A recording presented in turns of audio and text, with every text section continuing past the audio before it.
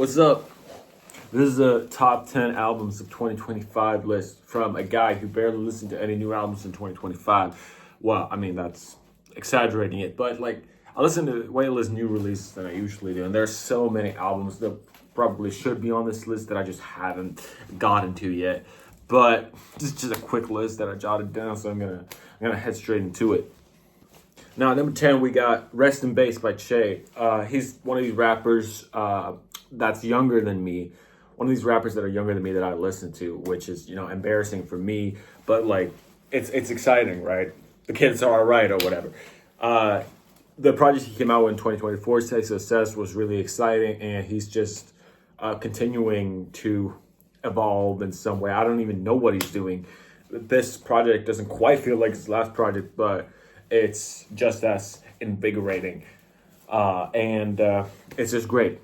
It's good hip hop. Maybe not if you like to think about things, but I mean there's an emotion there for sure.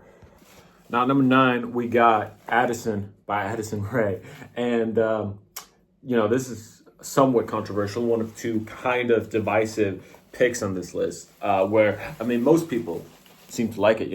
This is included on a lot of publications here and lists. But on the other hand, yeah, people kind of criticizing her whole thing. Like, why are we hyping up this debut album from this like ex TikToker? It's good music in my opinion. It's just good music to listen to. Like everything I want out of pop is in there. I just can't complain.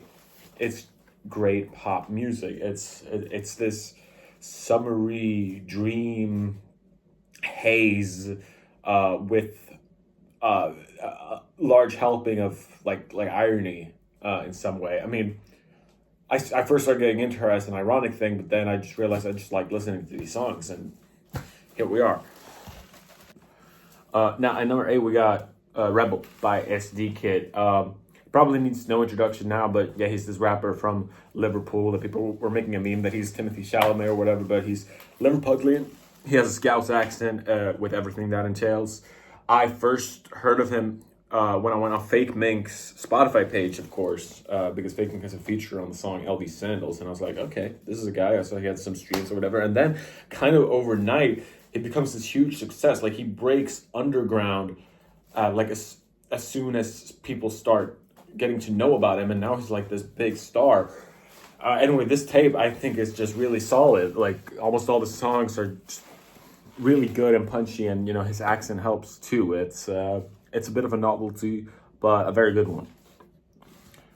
Now at number 7, we have Choke Enough by Oklou. A lot of y'all probably know about her. It's like she's one of those artists you're just supposed to be into in 2025. And I agree with the masses on this one. There's really something to her whole aesthetic she has going on. These like really minimal, sort of meditative, electronic pop songs. I'm catching her Way Out West next year, which I really manifested. I was like, who would be a really good artist for Way Out West? Oklou, and it's happening.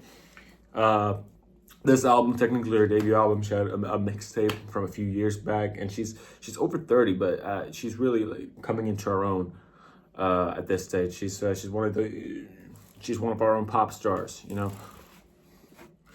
at number 6, we got probably the most commercially successful album on this, definitely, is Debí, fotos by Bad Bunny, which I just thought was like his best work yet, for sure. I mean, I had been interested in him for some time. But this album, I mean, as soon as I saw the cover art, I was like, this is going to be something interesting. We got these plastic chairs and this beautiful greenery in the background, and you're just like, what could this be? Fucking great is what it can be. It's this really sort of musically diverse, just love letter to the place he comes from. And it's just great to take in. I mean, I wish I knew fucking Spanish, because like my enjoyment of it is sort of theoretical. I'm sort of filling in the gaps of what he could be saying, which I know is probably great, but like as a whole musical experience, it's also very enjoyable. Now number 5, we got Live, Laugh, Love by Earl Sweatshirt, and I'm seeing him on his tour for this album pretty soon in January. And I just think this album's great. It's really positive, sort of going in this direction he's been going in since some rap songs, which people call really sad. I don't think it's like that sad. I think it signifies a lot of personal growth, and that personal growth is what we've been seeing. And here we end up with just an album that's kind of about loving life. I mean, after going through all these hardships, he's become, a family man and a responsible adult. And yet he manages to make exciting music about it, and it's just really great. Now, number 4, we got Revengeseekerz by Jane Remover.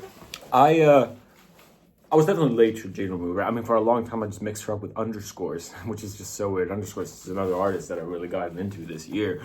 But Revengeseekerz' new record from Jane is just, it's the fire hose, and I'm drinking out of it, like, where do you even begin? I mean, in a way, it's sort of rap, underground rap, trap record, but it's like so much else as well. And it's just this soup of noise, but it's all so perfectly tuned and everything hits in just the right ways. It's really something. At number 3, we got Sable, Fable by Vanisher, which I think Justin Vernon really delivered on this one, which might be the last album under the Vanisher name. But I think it's just great. It's obviously a bit of a diversion from his other stuff, but it's a really nice one. It's kind of similar to the Earl Sweatshirt record, just a much more positive and sunny, shiny take on his whole thing. But it's full of gorgeous production, melodies, and nice introspective lyrics. It was preceded by this EP that had pretty much only good songs on it. And then that EP just grows out into a full-length album, which I think is just as good as some of his previous stuff. Now, at number 2, we got the second sort of controversial pick here, and that's Quadeca, Vanisher, who writes in Scraper. I've been sort of rooting for this guy for a long time now. I really resonated with the growth he was displaying, I mean, as he was growing up, sort of. I mean, in his adolescence, being a YouTuber, doing styles of rap, impersonating other rappers, and that being his thing for a while, kind of staying in that hip-hop sphere, but then releasing that one album that's about like a ghost, where it's just all preconceived notions of genre are just shedded. And there's the whole Scrapyard mixtape, which was great. And then this, which is definitely his most fully realized album yet, right? Like I Didn't Mean to Haunt You, a kind of concept record where, you have this sailor and he sails around and he meets dramatic fate.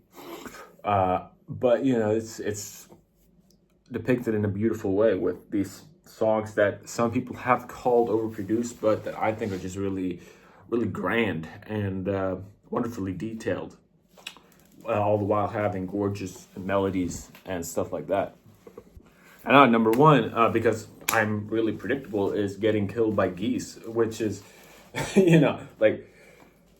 what Cameron Winter and his band, both him as a solo artist and with his band, what they've done is it's really quite something, isn't it? I feel like we have our first bonafide Gen Z musical hero is the thing. How is he doing this, And the others in the band as well.